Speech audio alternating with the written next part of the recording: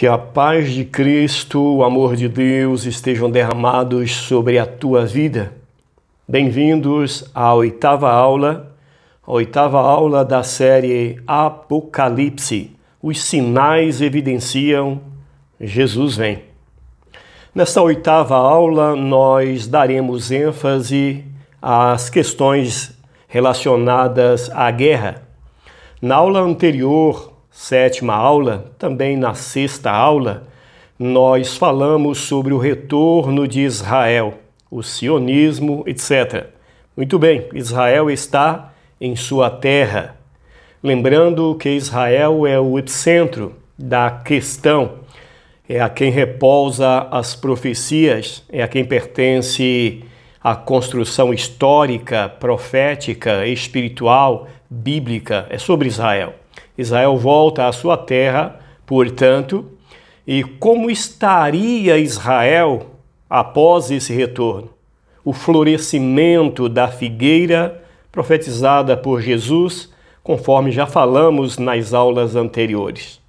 Muito bem, Israel não apenas floresceu do ponto de vista político, geográfico, retornando à sua casa, mas registra-se que a partir de 2010 até o tempo atual, nunca houve mais conversões de judeus como nessa última década.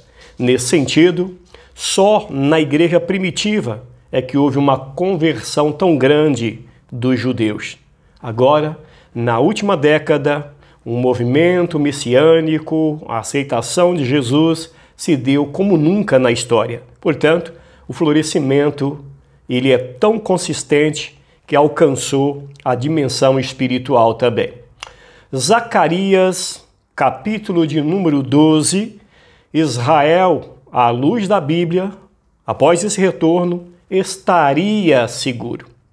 O texto diz que Israel seria como um cálice para estontear as nações, ou para embriagar as nações. E é isso que vemos na atual situação, nesse contexto atual. Diz também o texto que seria como uma pedra, e aqueles que a tocassem seriam despedaçados. Diz que Jerusalém seria como um braseiro ardente. O texto ainda de Zacarias 12 vai dizer que um homem em Israel seria como Davi. E a casa de Davi, ou seja, Israel, seria como o próprio Deus. Em outras palavras, quem poderá tocar? Porque, como já falamos, Oséias 11:11, bramará o leão e o ocidente trará os meus filhos. Portanto, é curioso que Jesus não se apresenta agora como um cordeiro, mas como um leão. Logo percebemos que as profecias relacionadas ao milênio já começam a sinalizar. O que dizer de junho de 1967, com a famosa Guerra dos 6 Dias? Uma confederação de nações, após esse retorno de Israel, após essa oficialização da ONU, como já falamos nas aulas anteriores, confiram, 14 de maio de 1948, oficialmente Israel retorna como nação, como Estado. E agora, povoando aquela terra, nós lemos pelas literaturas, pela história, a famosa Guerra dos 6 Dias, que nenhum analista político, estrategistas de guerra sabem comentar, entende o que aconteceu. Um país, diga-se de passagem, em formação, ali estava Israel. Uma confederação de nações conspiram para desarraigar Israel dali. E em apenas 6 dias, Israel consegue um mérito nunca visto antes na história. Nações poderosas para impor determinada situação, ordem, ou mesmo conflito de guerra, seja por quais as motivações, ficam anos e não consolida uma vitória. Décadas e não consolida a vitória. Olha os conflitos na Síria e por aí vai. Israel restabelece a ordem no seu território e derrota uma confederação de nações.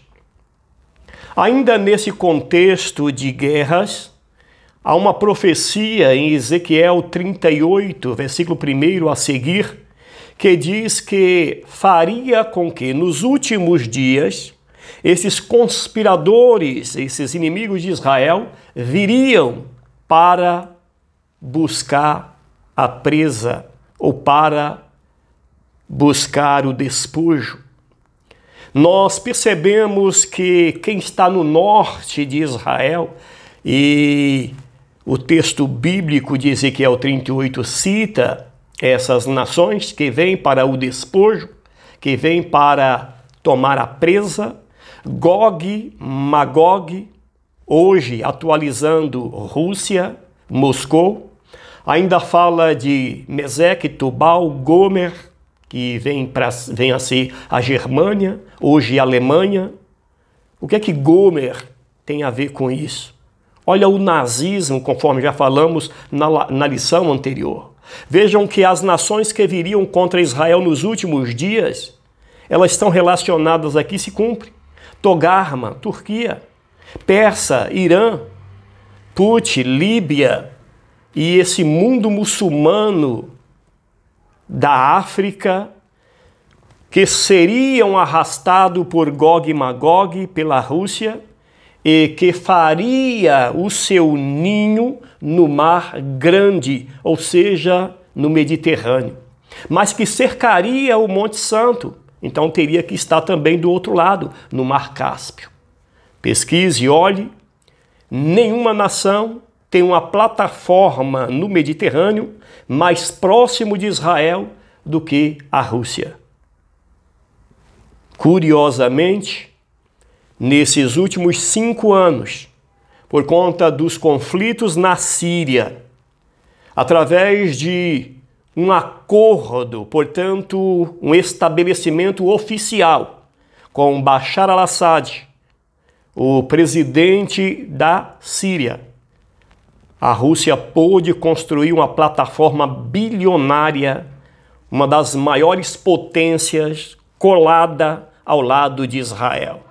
Fora da Rússia, você vai encontrar algumas ocupações da França, Estados Unidos, tudo mais à parte, mas colado com Israel, a plataforma bilionária sofisticada da Rússia que se deu agora dentro desses 5 anos, cumprindo literalmente a palavra de Deus de que Gog faria o seu ninho no Mar Grande junto ao Monte Santo e cercaria. Cumpre-se literalmente também porque a Rússia também construiu uma mega plataforma no Mar Cáspio. Para vocês terem ideia, um alvo dentro da Síria, a Rússia no Mar Cáspio, com muita precisão, libera um míssil que atravessa Irã, Iraque e alcança o Estado Islâmico dentro da Síria. Então nós estamos falando de países relativamente pequenos, territorialmente falando. Israel é do tamanho de Sergipe, o menor estado da Federação Brasileira, por exemplo. E esses mísseis são mísseis intercontinentais. Então imagine a dimensão e o poder nessa região. Israel está literalmente cercado. Mas viria Gog, Magog, o príncipe de Meseque, Tubal, Togarma e toda a sua tropa, arrastando com ele uma multidão do norte. Essa guerra de Gog e Magog, ela aparece em outras ocasiões mais na frente, mas há um certo consenso, principalmente na visão dispensacionalista, de que é uma guerra que vai iniciar a grande tribulação, para culminar com a outra batalha no final da grande tribulação, que é a batalha do Armagedon.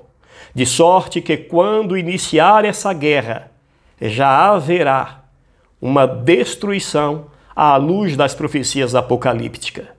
Muito bem. Alguém poderá dizer, mas sempre houve guerra. Mas a Bíblia não deixa ninguém enganado. A Bíblia não fala apenas de uma guerra isolada, como um sinal isolado para os fins dos tempos, mas mostra a natureza de cada guerra, a característica de cada uma delas. Por exemplo, Daniel 9:26, Daniel vai dizer, até o fim haverá guerras, desolações estão determinadas. Então não tem o que questionar. A palavra de Deus não está enganando, mas está dizendo que até o fim haverá guerra. Jesus retoma as profecias de Daniel, conforme já falamos em aulas anteriores, e agora ele diz, não apenas de guerras, mas pontua algumas. Ele fala de guerras e sedições, que é uma coisa à parte, e depois ele fala nação contra nação, uma outra guerra, e reino contra reino. Então vamos entender cada uma dessas coisas à luz do seu contexto. Em primeiro lugar, guerras e sedições. O que é que o Senhor está dizendo? Que haveria guerra e sedições. Portanto, ele retoma a profecia de Daniel das guerras, mas diz que ela seria intensificada em um contexto de sedições. O que é sedição? Descontentamento, insatisfação contra toda forma de governo e regime.